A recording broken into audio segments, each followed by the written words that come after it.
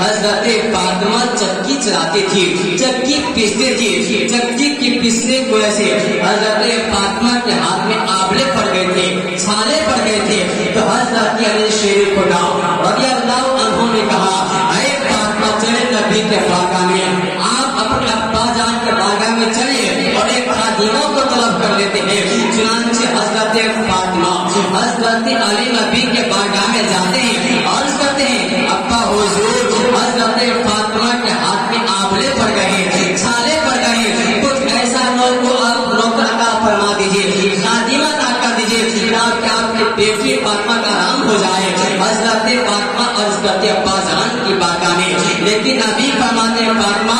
اس سے بہتر تم کو چیز معاملہ بتا دو۔ حضرت فاطمہ کا ابا حضور بتا دیجیے، تو سرکار فرماتے ہیں اے بیٹی فاطمہ اے علی سنو، 33 مرتبہ تم سبحان اللہ پڑھ لیا کرو، 33 مرتبہ الحمدللہ پڑھ لیا کرو، اور 34 مرتبہ اللہ کو پڑھ کر اپنے ہاتھوں کو زمین پر سو جاؤ۔ حضرت فاطمہ ایسے نہ کرتی ہے، حضرت علی کا عقیدہ ہے کہ جو نبی اللہ کا پتہ دے سکتا ہے وہ نبی عزت کا پتہ کیوں نہیں دے سکتا ہے؟ ہمارے امام فرماتے ہیں یا رسول اللہ وعدہ جو وہ کر دے چاہے بتا تیرا نہیں سنتا ہی نہیں، مانے والا تیرا اور پشوانے تیری شکل پر وہ لوگ کیا جانے مسلمان کو ڈائٹ کرے۔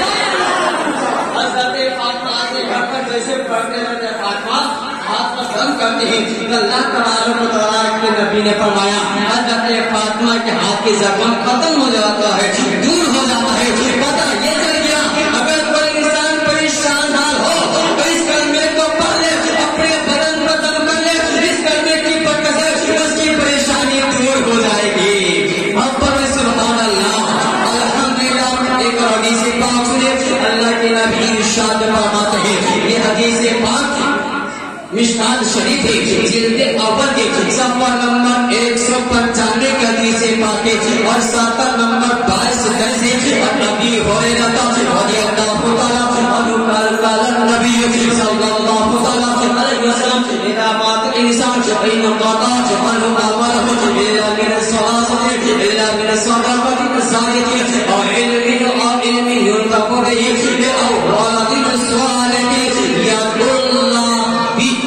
حدیث پاک ہے، اس حدیث پاک یہ بات ثابت ہوتی ہے جب انسان مر جاتا ہے تو مرتے وقت اس کا تمام عمل ختم ہو جاتا ہے، لیکن 3 عمل باقی رہتا ہے، 3 چیز باقی رہتا ہے۔ وہ 3 چیز کیا ہے حدیث میں سناؤں گا۔ نمبر 1 نبی فرماتے ہیں کہ اگر مرنے والا مر گیا اور وہ 3 چیز کو چھوڑ دیا، نمبر 1 اس نے کسی کو عالم بنا دیا، کچھ علم سے اس کو فائدہ پہنچے، جب تک وہ پڑھائے گا وہ تمام ثواب ان کو ماں باپ کو ملتا رہ جائے گا۔ نمبر 2 سرکار نے فرمایا ہے مرنے والا مر گیا لیکن وہ جب اپنے دنیا میں کسی کو نیک دعا کیا وہ دعا اس کے لیے سپرد کر دیا، جس کو ثواب اس کو ملے گا۔ مرنے والا مر گیا لیکن اپنے ماں باپ کے نام سے صدقہ جاریہ کر دیا، مثلا پانی کا انتظام کر دیا، مسجد بنا دیا گیا یا مدرسہ بنا دیا گیا، تو نبی فرماتے دنوں سے اس کے ماں باپ کو پہنچتا رہے گا،